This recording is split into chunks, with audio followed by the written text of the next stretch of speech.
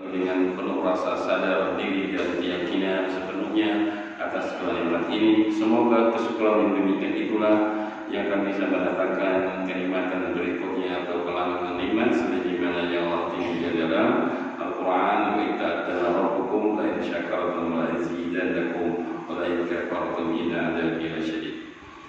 Jamaah yang saya muliakan, kita langsung saja membaca hadis selanjutnya yang berkaitan dengan fikih. Saya lompat ya, karena mungkin nanti ada di pembahasan fikih itu sendiri.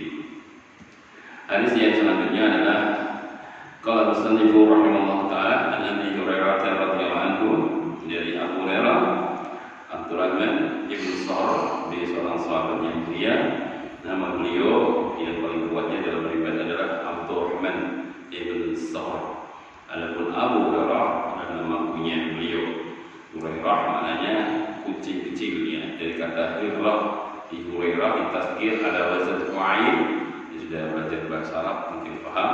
Hurairah maknanya fa'il, berarti maknanya adalah kucing kecil. Yang beliau berkunyah dengan kucing kecil ya, bapaknya kucing kecil.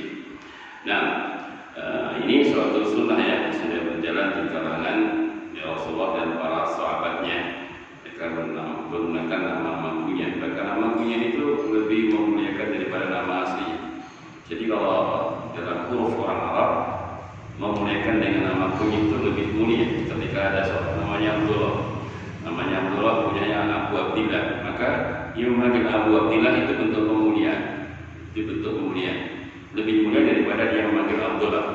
Ketika ya Abdullah, ya Abdillah, berarti orang ini memuliakan dengan memanggil nama kunyahnya. Makanya dalam kaidah bahasa Arab, nama kunyah itu lebih jauh daripada nama aslinya. Misalkan namanya Abdullah, cara tulisnya Abu Abdillah Abdullah. Cara tulis bukan Abdullah Abu Abdillah, tapi Abu Abdillah Abdullah. Ini secara kaidah bahasa Arab yang benar, karena memang secara huruf bahwa nama kunyah itu satu nama yang mulia. Makanya Rasulullah pakai nama kunyah. Nama kunyah Nabi Abul Qasim. Namun nama kunyah beliau tidak boleh ditiru oleh siapapun. Ya, dia punya nama kunyah Abul Qasim. Ya. Nah, adapun anak-anak yang digunakan kunyah biasanya anak yang barat, karena terjadi di masa Nabi ada orang berkunyah dengan Abul Hakam. Maka Rasulullah tidak suka itu nama Abul Hakam. Hakam itu sifat Allah ya. Pokoknya hakim itu lancang, itu maka nama yang tidak baik kunyahnya. Maka kata Nabi, kau jangan berkunyah dengan atau pakai nama kunyah. Kau punya anak tidak? Punya. Berapa anakmu? Sebutkan 3 atau 5. Mana yang maaf? Sebutkan bulan. Mana yang paling tua? Syureh. Sudah, kalau begitu namamu Abu Syureh. Kau ganti dengan Abu Syureh. Yang anak yang paling barat. Ya. Walaupun tentu juga boleh ya dengan nama yang lainnya, tapi kalau dalam sunnah dipakai nama yang baratnya, anak yang paling barat, yang apa? Sulung ya. Yang bungsu dari sulung. Ya. Nah, juga boleh pakai nama wanita, Abu Aisyah, juga Abu Fatimah, juga boleh. Kalau namanya anaknya perempuan, boleh dengan nama Abu Aisyah, Abu Fatimah, Ummu Fatimah, Ummu Aisyah. Ini nama-nama mulia. Maka kata seorang muslim punya nama-namaku. Kalau anak-anak saya, jadi istri yang kedua, semua saya kasih pakai punya semua. Jadi dalam waktunya itu Abu Muhammad Urwah, Abu Abdillah Utbah, ya. Kemudian Ummu Hani Uswah, semua saya kasih nama punya dan sudah masuk dalam akta anak saya. Ya. Nah, tapi kalau kita dulu orang tua kita ya tentu belum mengenal sunnah, ya kita sudah mengenal, maka segera bapak-bapak, ibu mengambil nama-nama sunnah. Walaupun nama anaknya nama Indonesia, nggak mau Chandra, nggak apa-apa ya. Apa ya? Chandra kan nama cowok, tidak harus nama Arab, tidak ya. Namanya siapa? Namanya Alek, Abu Alek, nggak apa-apa. Nggak apa-apa. Umum sebetulnya itu pakai ya. Itu ya Rasulullah mencintainya, para sahabat juga memiliki nama-nama, punya para ulama semuanya punya nama punya. Bahkan kadang-kadang mereka lebih dikenal dengan nama punya daripada nama aslinya. Ya, itu sudah biasa di kalangan Ya, para ulama, kadang mereka dikenal nama-nama gelar yang bukan nama asli. Ahmas. Pernah dengar kata Ahmas? Ahmas itu ahli hadis, ulama besar ya. Tapi nama beliau tidak terkenal. Nama beliau adalah Sulaiman ibn Mihran Abu Muhammad Al-Kufi. Tapi kalau cari mana Sulaiman tidak dikenal. Tapi kalau Ahmas kan, Ahmas itu artinya rembes. Karena beliau itu matanya rembes. Pernah lihat kucing rembes Pak? Ya itu mata beliau itu rembes. Ya. Tapi dikenal dengan nama rembes dan itu beliau tidak marah. Ya, dipanggil dengan Ahmas. Ada A'raj pincang. Ya, namanya A'raj. Ini gelar pincang. Memang dia ahli hadis tapi pincang, punya cacat tapi ahli hadis. Insyaallah ya. Bahkan ada satu hadis itu rawinya cacat semua. Ya, pincang ya. Apa nggak punya rambut, pokoknya catat semua rawi-rawi. Masya Allah. Allah berikan fisik yang lemah tapi hafalannya Masya Allah. Kita ini kuat semuanya, hafalannya juga Masya Allah. Masya Allah luar biasa, Masya Allah rumahnya gitu. Kalau yang dulu Masya Allah luar biasa, kalau tidak Masya Allah rumahnya kalau kita ya apa ya, karena kita harus hafal ya. Yang penting apa? Yang penting faham ya, itu faham yang penting ya. Kalau harus hafal yang berat. Ya. Abu Hurairah Abdurrahman ibn Sakhr radhiyallahu anhu ya. Beliau berkata, kalau Rasulullah sallallahu alaihi wasallam, hakul muslim al muslim ya. Haknya orang muslim dengan orang Islam yang lainnya ada sip. Ya. Kalau Nabi nyebut 6, 4, 7 gitu ya, itu dalam kaidah namanya la mahmumalah, tidak ada mahkumnya. Itu bukan batasan mutlak. Ya, jadi Nabi kan sering menyebutkan ada 3 golongan, 3 masuk surga ya. Salasatun la yadkhuluna al-jannah wa la yadkhuluna yawmal qiyamah. Ada 3 golongan yang tidak akan masuk surga. Maknanya bukan cuma 3. Ya, cuma beliau tekankan di perkara ini 3. Pertama adalah ahli walidai, anak-anak yang durhaka sama orang tuanya. Nah, yang kedua al-mar'atul mutarajjilatul mutasabbihatul birrijal, perempuan-perempuan yang bertasawuf, bergaya, bermodel, berpakaian sebagaimana pakaiannya laki-laki. Sekarang banyak sekali ya. Yang ketiga adalah ad-dayus alladzi yuqiru fi ahli bil khubuz, alladzi yuqiru fi ahli bil khubuz, itu kepala rumah tangga yang membiarkan istrinya selingkuh, istrinya berbuat serong, istrinya berbuat maksiat, dibiarkan saja. Nah, ini namanya dayus. Ya, ini 3 orang ini tidak akan masuk surga. Tapi bukan berarti cuma 3 orang. Ya, ini tidak ada maksudnya. Nah, karena Nabi sering menyebutkan 5 kadang, ya kadang 4, ya arba'atun minasa ada, ya 4 di antara tanda kebahagiaan. Maksudnya bukan cuma 4 ini, tapi Nabi dalam hadis ini menekankan 4. Jadi 5 yang mendatangkan kebahagiaan. Arba'atun minasa ada 4 bagian dari kebahagiaan. Pertama, al-markabul hani, kalau apa? Motor mobil yang hani itu nyaman. Jadi kalau anda dengan naik mobil atau motor itu nyaman, enggak takut ya. Coba kalau mobilnya gerak semua, penuh istighfar, penuh istighfar ya. Beli buku ya gitu ya. Maka mobilnya nyaman. Orang naik mobil itu tenang ya. Ya, tidak takut jatuh, tidak takut mogok, tidak takut. Itu namanya al-markabul hani. Motor juga demikian, dinaiki nyaman ya. Cuma ini nikmat duniawiyah, nikmat duniawiyah. Yang kedua adalah al-baitul wasi', rumah yang luas. Ya, rumah yang luas. Ya enggak harus bagus, luas, pokoknya luas. Yang mana rumah luas, ya anak-anak kita senang bermain-main ya. Coba kalau rumahnya sempit kayak rumah saya, sini ketemu sang istri, sana ketemu istri. Rumahnya sempit, kamar cuma 2, anaknya 4, anaknya 7, repot kalau tidur bingung. Tapi ya maksudnya kalau rumahnya luas itu lebih bahagia. Kan sunahnya ya wafarriqu madaji, pisahkanlah tempat tidurnya. Ya kalau anak 7 punya kamar 7, masya Allah ya. Anak kamar A, kamar B, kamar C sampai 7 itu lebih nyuna. Cuma kalau nggak bisa ya kamarnya misalkan harus 1, ya kasih kasur sendiri-sendiri. Ya, itu dipisah kasurnya. Ya, atau pakai apa itu susun itu ya, susun ya. Atau kalau yang nggak bisa lagi karena cuma kasur 1, kasih guling satu-satu. Satu kasur saya guling, satu kasih batas guling tengahnya. Ini.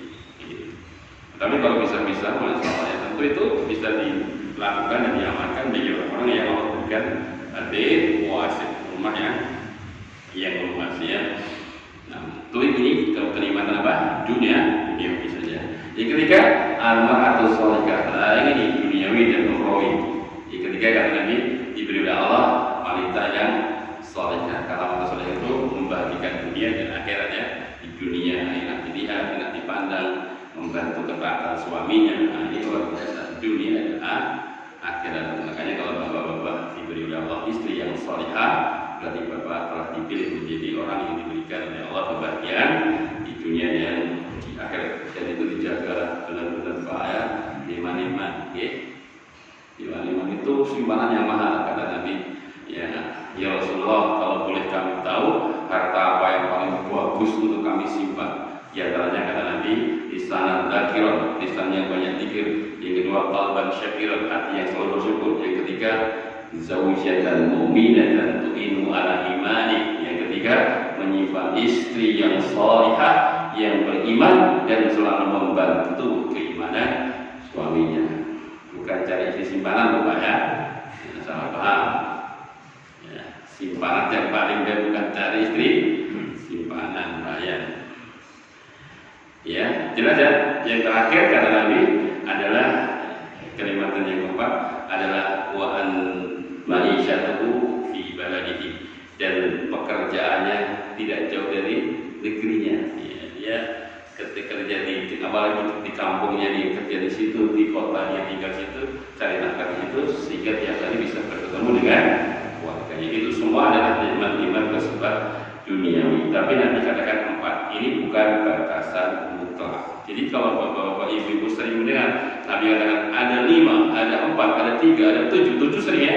Ya, sabatun yudhimu qawfir ini yawman ladhilla ila dhilu, ada 7 golongan seperti itu. Ini bukan batasan mutlak. Ada golongan-golongan yang lain yang kalau juga mendapatkan kemudian di hari kiamat. Cuma di poin itu Nabi menekankan 7 golongan. Jelas? Di sini Nabi katakan sitnam, maknanya bukan cuma 6. Nabi katakan haknya muslim satu dengan yang lainnya itu ada 6. Kila dikatakan kepada beliau, mahunna ya Rasulullah, apa itu ya Rasulullah?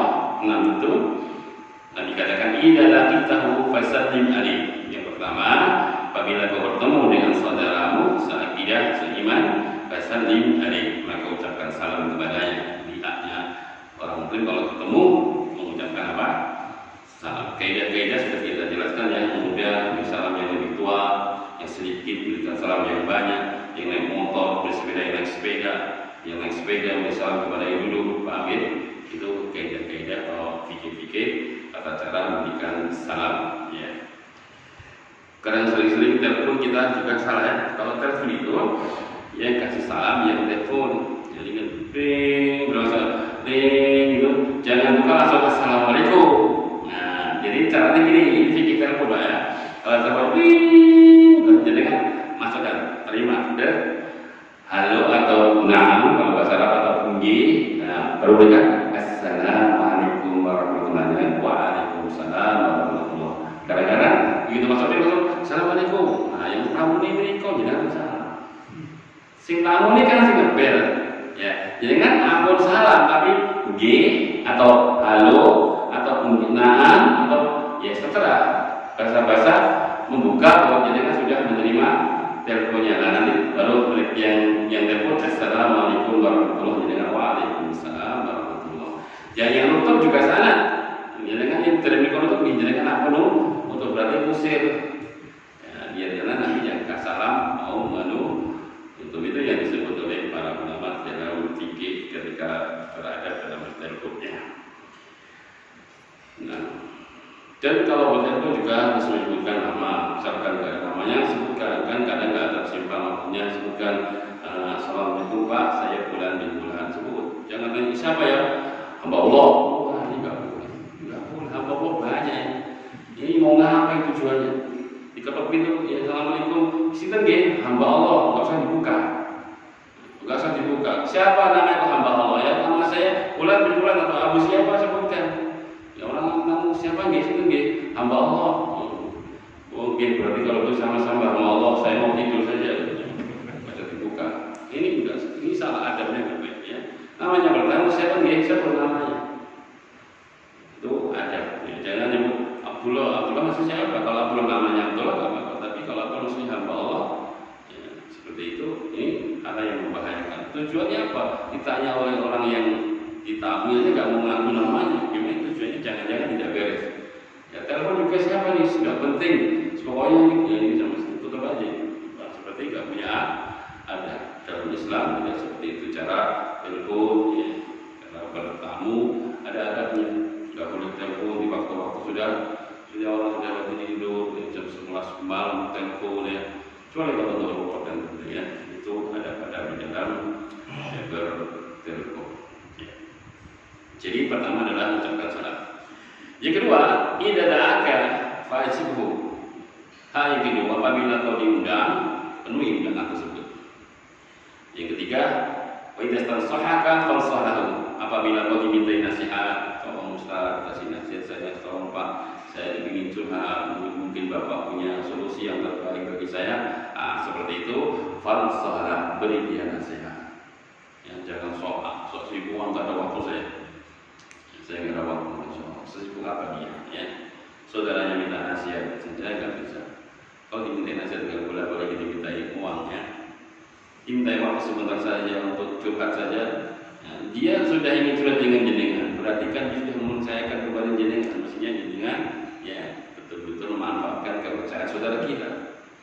Ya, seperti itu. Kadang-kadang kita minta waktu saja, nggak diberi waktu. Ya. Itu nggak layak sebagai seorang Muslim. Ketika saudara minta nasihat, maka beri nasihat. Ya, nanti kita akan baca bagaimana penjelasan Syekh tentang ini.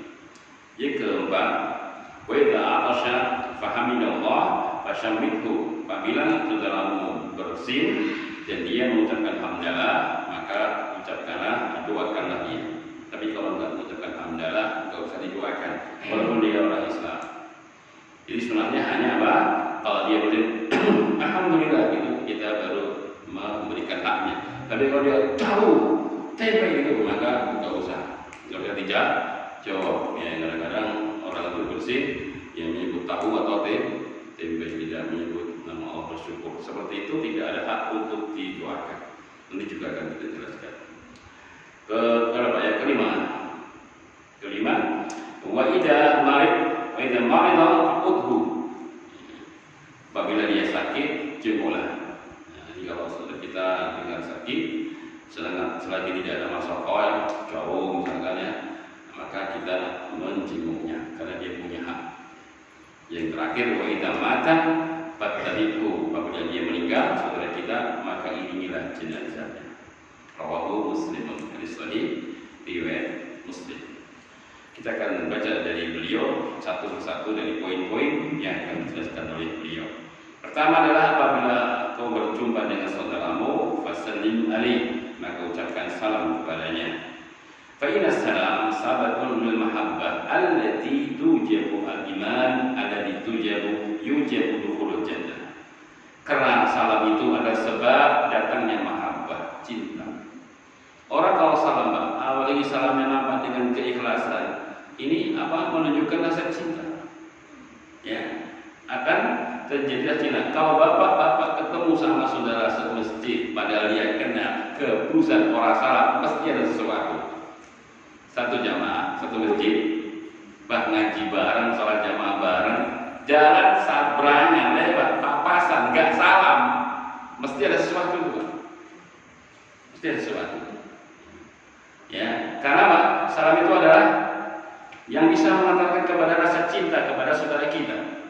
Ya, sebab katanya mahabbah allati tujibu al-iman, yaitu mendorong adanya keimanan yang menyebabkan masuk jannah. Ya, sebagaimana Nabi kita mengatakan, wala di nafsi biyadi, demi jiwaku yang ada di tangannya, la tadkhulul jannah hatta tu'minu. Ya, kata beliau, demi zat yang jiwaku ada di tangannya, tidak akan kalian masuk surga sampai kalian beriman. Wala tu'minu, dan kalian akan beriman hatta tahabbu, sampai kalian saling mencintai. Afala adullukum ala syai' idza fa'altumuhu tahabbtum. Apakah kalian mau aku tunjukkan kepada sesuatu yang apabila kalian mengamalkannya kalian akan saling mencintai? Ya, kata Nabi SAW, afsus sebarkanlah salam di antara kalian. Jadi salam bisa mengantarkan kepada keimanan, kecintaan. Karena iman itu apa? Cinta. Rasulullah mengatakan, la yu'minu ahadukum hatta yuhibba li akhihi ma yuhibbu li nafsihi. Tidak akan sempurna iman salah seorang di antara kalian tatkala kalian tidak mencintai saudara kalian sebagaimana kalian mencintai diri kalian sendiri. Maka salam menunjukkan kasih sayang di antara kaum muslimin, dan salam itu bisa menunjukkan rasa iman di antara kita. Ketika kita ketemu saudara kita seiman, kita ucapkan salam. Maka sebarkan salam di antara kalian. Wassalamu min mahasini al-Islam. Maka salam adalah termasuk keindahan-keindahan dalam Islam. Gak ada agama lain yang seperti ini. Selamat pagi, selamat siang dan pagi. Kalau ada selamat ini mesti ada, ya kan Pak? Jangan kalau saya selamat siang, nggak usah selamat pagi, akan ada siang dan akan ada pagi. Selamat pagi, selamat siang, apa maknanya? Kita jawab selamat siang, selamat pagi. Apa faedah? Coba kalau assalamualaikum, keselamatan bagi kalian. Coba kalau dengarkan. Warahmatullah, rahmat bagi Allah bagi kalian. Wa barakatuh, tambah berkahnya. 3 doa. Assalamualaikum. Makanya 3 doa ini kalau jadikan baca 3 dapat 30. Assalamualaikum hanya doa keselamatan bagi kalian. Tapi tambah Assalamualaikum warahmatullah, 2 keselamatan dari Allah bagi kalian dan rahmat Allah. Dan tambah lagi wa barakatuh dan berkahnya 3. Makanya kata Nabi sebelum mengucapkan 3 ini dia dapat 30. Kalau jangan ketemu baca assalamualaikum diberi pahala 10. Kalau jangan ingin 20 assalamualaikum warahmatullahi wabarakatuh. Kalau ingin 30 assalamualaikum warahmatullahi wabarakatuh 30. Tapi biasanya kita tuh senangnya yang 10 ya. Kadang-kadang itu 10 masih nyuri-nyuri ya. Kalimatnya enggak komplit. Waalaikum. Waalaikum. Waalaikum. Waalaikum artinya apa? Ya waalaikum. Waalaikum itu enggak ada artinya. Waalaikum. Assalam. Sini ditasdid. Assalamu. Salamnya ditasdid. Assalam. Sini tadi assalamualaikum. Lamnya panjang. Sebab kalau merubah lafaz bisa merubah makna. Orang Yahudi ketemu Nabi, assalamualaikum, maknanya dibuang. Kalau assalamualaikum maknanya keselamatan bagi kalian, kalau assalamualaikum maknanya kebinasaan bagi kalian. Orang Yahudi memberikan Nabi seperti ini, assalamualaikum, keselamatan kebinasaan bagi Muhammad. Nabi katakan alaikum, kembali kepada kalian kebinasaan. Ya, maka diperindah, dipercantik, diperbaiki ucapan salam kita supaya kita dapat pahala.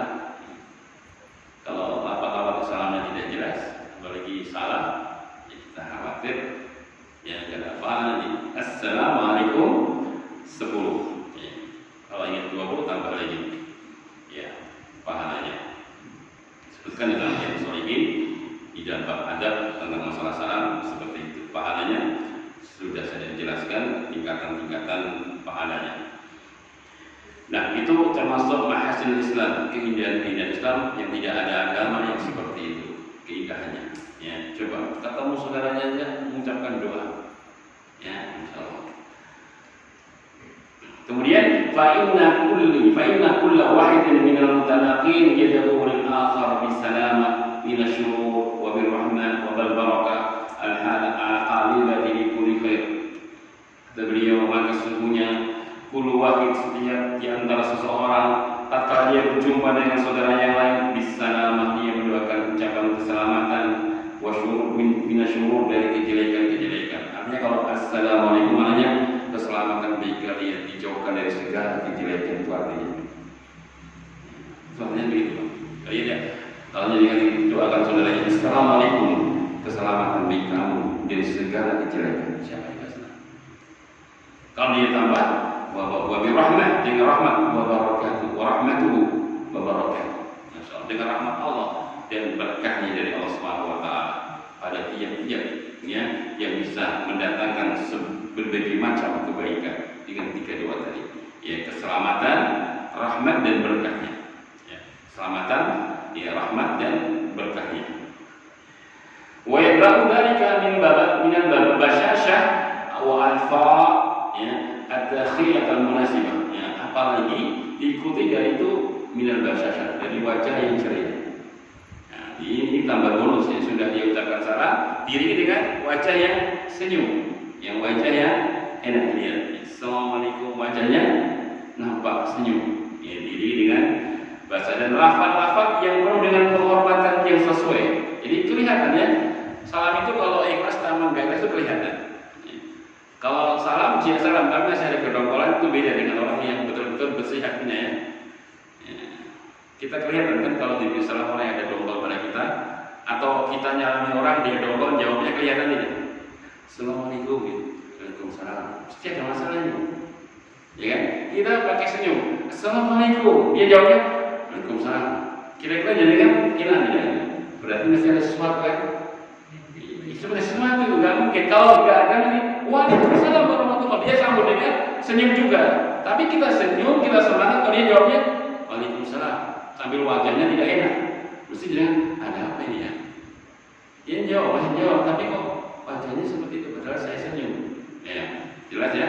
Maka ya kalau dia iringi dengan basyasah, dengan wajahnya senyum dan lafaz-lafaz yang menunjukkan penghormatan yang sesuai, dia bertemu dengan siapa, ini orang yang saya salami itu orang yang sudah sepuh, orang lebih tua daripada saya, ini orang yang saleh, ini orang yang ahli taat, ini orang punya ilmu. Dia mampu memakai kalimat-kalimat penghormatan yang indah. Seperti itu luar biasa lagi.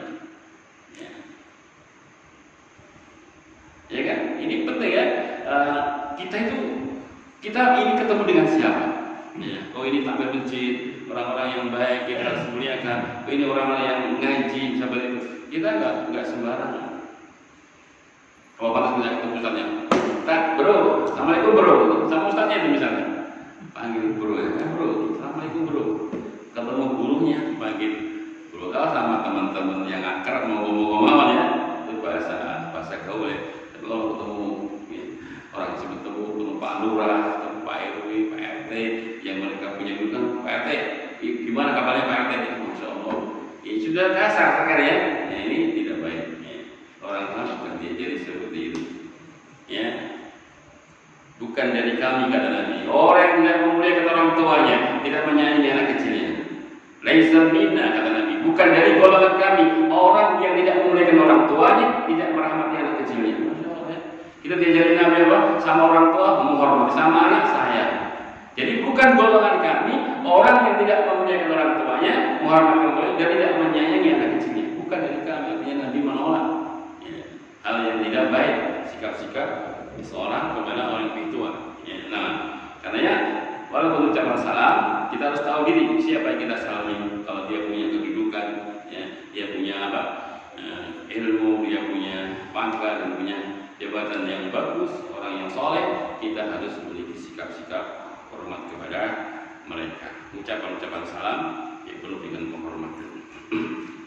Ya, karena itu akan bisa apa?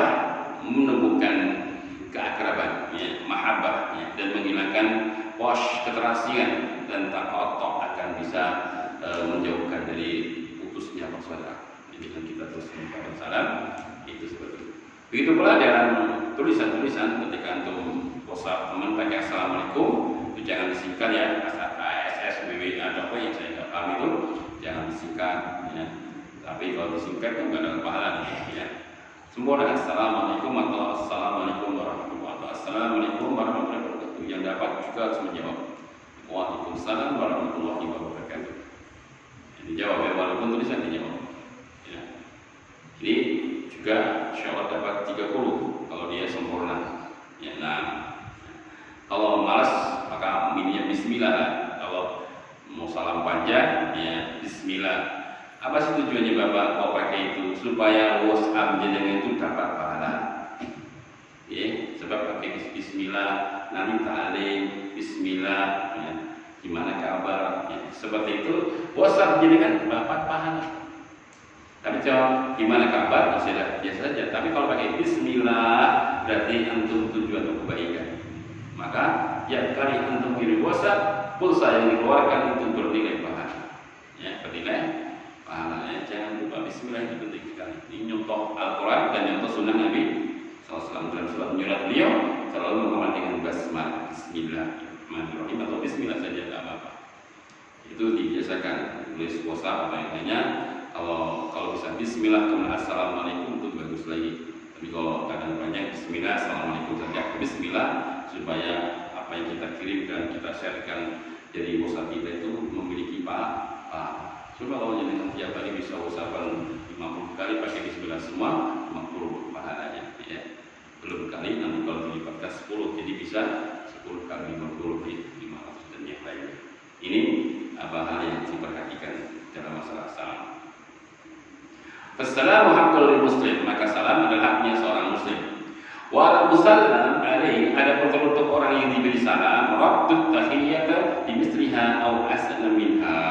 Ada orang yang diberi salam, ia harus membalasnya dengan tahiyyah, dengan penghormatan yang semisalnya atau lebih baik lagi tadi. Yang nyalami assalamualaikum, yang jawab waalaikumsalam warahmatullah.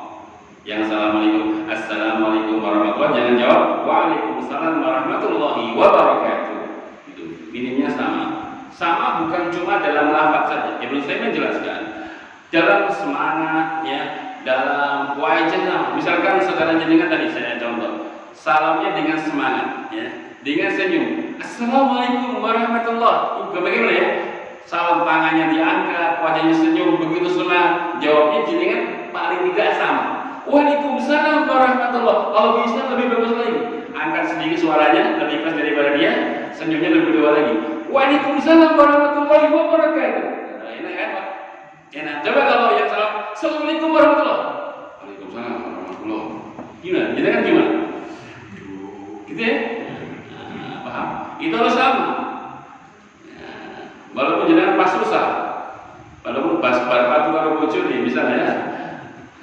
Batu enak susah mau dijawab, tetap harus dilupakan itu ya. Waalaikumsalam warahmatullahi. Itu kalau tidak ya berarti tidak amalkan hadis ini. Beri yang semisal atau lebih baik dalam ucapan, dalam wajah, dalam semangat. Ya, semangat juga ya sama. Kira-kira gimana nih kalau ketemu sesuatu, ketemu teman lama, nggak ketemu di assalamualaikum ya, apalagi kemudian bersalaman. Cuma sekarang udah boleh salaman ya. Kan gini, saya ngisi pengajian di Badan Al-Qurba di sana, saya sama polisi-polisi gini semua, mau salamannya kan gini-gini. Ya tidak apa-apa ya, salaman itu sunnah saja. Tapi kalau saya pribadi, saya kalau sama muslim, saya nggak pernah ragu sedikit. Cuma kalau saya mau ngajak salaman, saya khawatir kalau dia nggak mau. Tapi kalau saya mesti mau ya. Cuma kalau saya memulai, saya khawatir kalau dia tidak mau ya. Kalau saya dengan senang hati. Kalau orang muslim itu masalahnya sudah wudu dari rumah ya, sudah bersih. Masalahnya sudah di rumah sudah wudu ya, insya Allah berbaik sangka. Sebab Rasul mengatakan apa? Innal muslimaini yaltaqiyani wa yatasaffahani ghufira lahum qabla an yatafarraqa. Sungguh dua orang muslim saling bertemu dan keduanya saling berjabat tangan, maka Allah akan kabulkan dosa keduanya sampai dilepas. Innal muslimini yaltaqiyani wa yatasaffahani ghufira lahum qabla an yatafarraqa. Dua orang muslim saling bertemu, saling berjabat tangan, Allah akan kabulkan dosa keduanya hatta yatafarraqa, sampai dilepas. Dia berpisah. Maka kamu coba ya salaman sambil tanya-tanya, jangan dilepas. Gimana dapatnya? Anak, mesti sekarang anaknya di mana yang baru? Oh, masya Allah. Anaknya sekarang berapa? Terus dipegang terus supaya usulnya gugur terus. Paham? Hati orang itu sampai dilepas. Insya Allah ya. Makanya Rasulullah kalau salaman nggak pernah melepas dahulu. Itu yang melepas yang lain itu. Ini repotnya kalau perlu jari nggak melepas. Akhirnya tambah lama salamannya, tambah besar dosa yang digugurkannya ya. Tapi ini kalau muslim seperti ini silahkan ya, kalau bagi teman-teman bapak-bapak yang mungkin saat ini baru menjaga nggak mau salaman juga tidak apa-apa, hukumnya sunnah. Tapi saya pribadi sebetulnya kalau teman mau bersalaman saya dengan senang hati tanpa terikat sedikit pun ya. Tapi kalau tidak mau juga tidak apa-apa, itu haknya dia boleh saja di masa pandemi seperti ini. Jangan dikatakan enggak sunnah ya, penentang sunnah, jangan dikatakan apa. Hanya selama enggak mau penentang sunnah ini, jangan. Salah lagi. Ini sunnahnya mustahab. Enggak boleh kita mengatakan ini penentang sunnah, tidak selama enggak mau. Nah, ini salah paham, enggak paham ya. Tidak seperti itu ya. Jadi ada sunnah yang sifatnya mustahab. Jadi kalau tinggalkan tidak dicela. Jadi ingat tidak sholat malam itu nggak boleh dicela, itu nggak sholat malam tercela nggak boleh. Nah, itu bukan sunnah yang orang meninggalkannya itu tidak boleh dicela. Misalkan begini, ya. Sunnahnya ketika turun hujan ada 4 ya. Pertama berdoa Allahumma sayyiban nafi'an. Sunnah kedua mengambil keberkahan hujan-hujan ya bahasanya. Bahasa itu bahasa dengan hujan mengambil keberkahan air hujan. Sunnah yang ketiga banyak-banyak berdoa. Sunnah yang keempat berdoa setelah selesai hujan kami diberi hujan karena Allah dan karunia. Itu 4 sunnah. Kemudian jenengan dapat dia orang muslim dia ngiyup-ngiyup. Baik, dia nggak mau kena air hujan. Penentang sunnah kan? Kenapa? Ente nggak mau kena itu Rasul aja kalau hujan mengambil hujan kenapa anda nggak mau takut ya? Tentang sunnah Nabi, nggak boleh pak. Ya, ini namanya dia nggak paham ya. Belajarnya tidak tuntas ini mesti ya. Sesuatu itu fikih kalau setengah-setengah bahaya. Kata para ulama ada 4 atau 3 orang yang membinasakan. Setengah dokter atau setengah dokter baik juga. Setengah dokter ngasih resep, perlu tidak? Saya pernah jadi setengah dokter pak. Saya sama dokter saya dimarah-marahin. Saya cerita sedikit ya pak. Waktu itu istri saya sakit keras, sesak nafas sampai ke belakang, tembus itu. Wah ini saya langsung putus, saya simpulkan kayak dokter. Mesti jantung koroner ini, begitu kayak dokter pada. Langsung saya beli obat jantung, langsung beli obat jantung. Jantung untuk menurunkan tensi, menurunkan tensi ya. Jadi jantung kan siapa punya adalah untuk menurunkan tensi. Terus saya minum kan tanpa tengok dokter pak, saya dokter setengah. Minum. Diminum gimana? Lama semua itu baru reaksi obatnya. Tunggu tambah lemas pak. Akhirnya saya cari beca pak. Saya dari panik pak. Beca gak ada beca, adanya becanya orangnya gak ada. Ambil becanya pak. Nah syukuri sendiri. Saya syukuri ke dokter pak. Setelah dokter saya dimana-mana. Kok bapak tahu kalau jantung? Saya gini kan.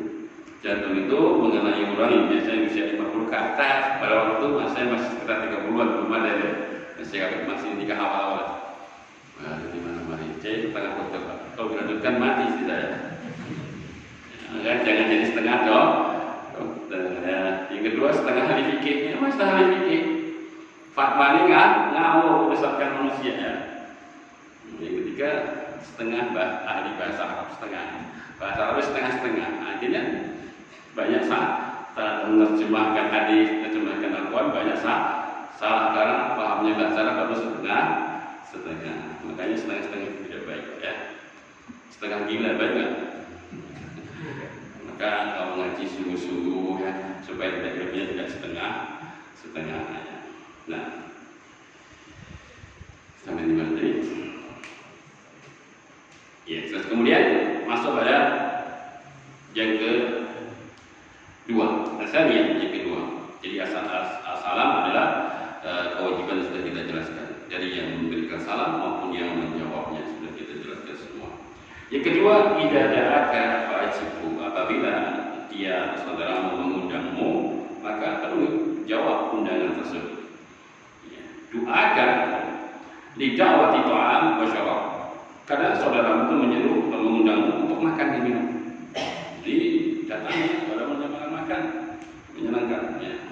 Menyenangkan orang yang mengundang. Makan di rumah saya. Ada rezeki ya, datang.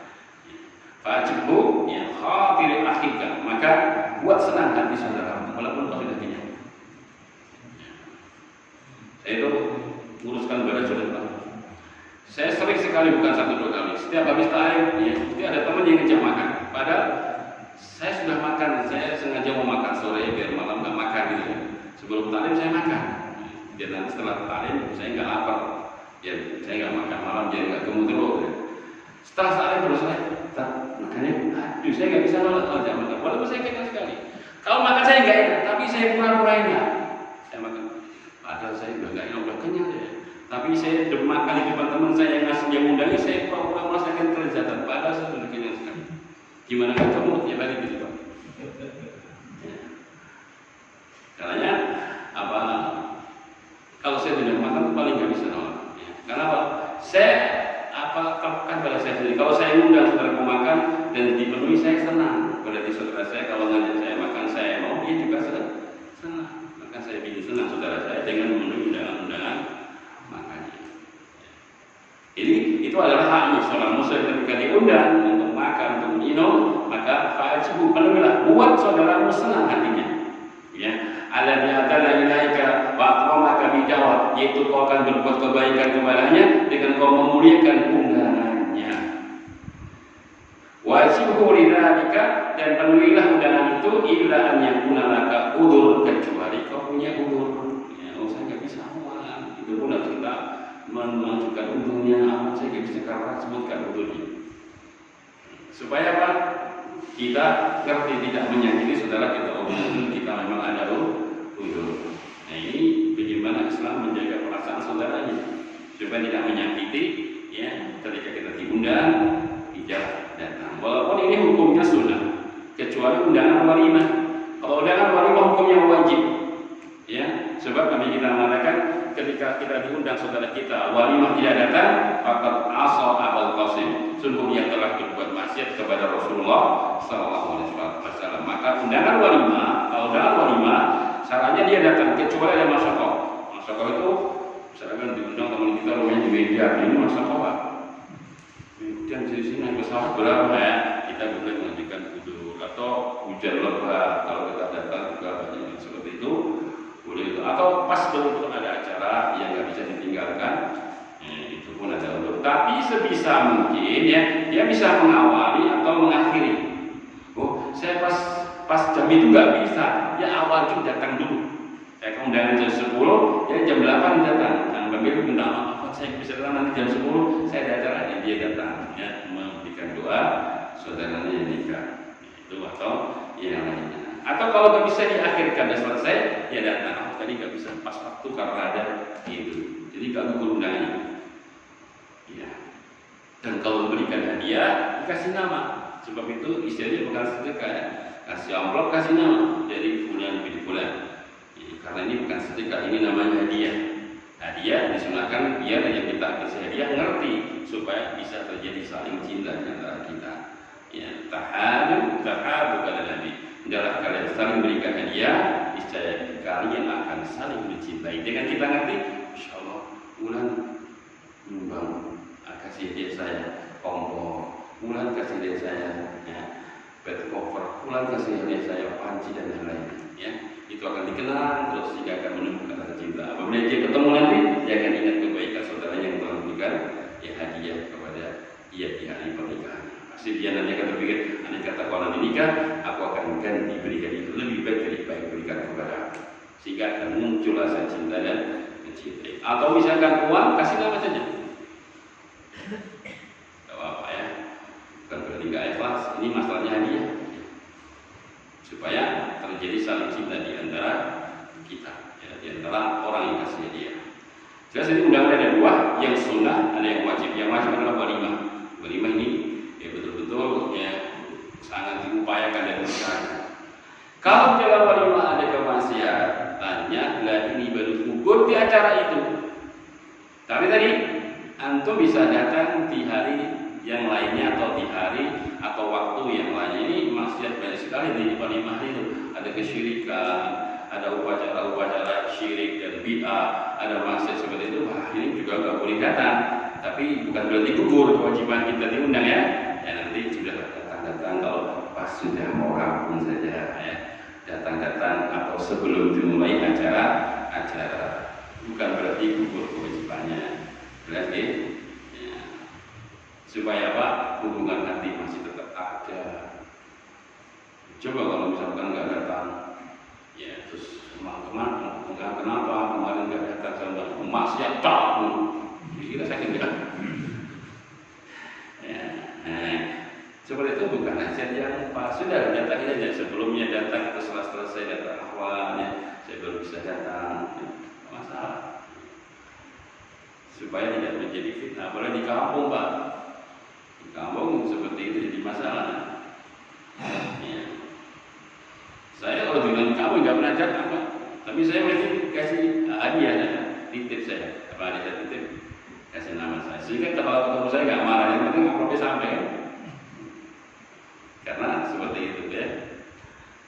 istri saya suruh datang setelah sudah selesai acara, tapi tetap datang. Karena itu acara-acara hampir sulit selamat dari maksiat, Pak ya. Saya pernah cerita ya, terjadi ada walimah di kampung saya, di RT saya. Kan ada namanya pembentukan panitia itu ya. Saya bilang saya datang. Waduh, pada yang begini, jadi saya milih apa ini yang paling aman lah. Saya begini aja, nyopir saja. Saya nyopir nanti mengambil barang dari rumah ke gedung. Gedungnya dekat dengan satu RT bahkan gedungnya. Jadi saya bawa dari makanan dari rumah dibawa ke gedung. Saya nyopir saja. Saya itu aman gitu loh. Ya sudah balik duduk gedung. Saya ngangkat barang-barang. Tiba-tiba, tantar mas, masih ada yang kiri, yang apa? Itu Pak. Terus haji Pak. Iki ogah nyopir. Kalau terkenal dewe, Pak ini ogah ini mobil ogah nyopir lagi juga. Akhirnya dibawa sendiri sama si Hari Kali tadi. Saya suruh Pak aku yang bisa aman ya. Masih ada gitu ya. Nah, bayangkan tarik musuhnya aman nih kan. Ternyata masih di ini apa kiri. Ada ini ya saji lah. Ini kalau ikan mobil saya nggak mau nyopir. Pokoknya berjalan terus. Ini masalah kesyirikan, tegas kalau misalnya. Kesyirikan masalahnya. Dosa kok syirik ya? Dosa kok syirik menghapuskan amal kita ya. Dosanya macam-macam dosa kok kesyirikan ini dosa yang bisa dipengaruhi sama Allah Subhanahu wa Ta'ala. Kita kalau dalam masalah ini harus tegas dalam masalah kesyirikan. Tadi itu saya contohkan ya, begitulah masalah kita. Ya, semua tuh ya ada ya. Kita akhiri dulu banyak maaf. Insya Allah kita lanjutkan poin yang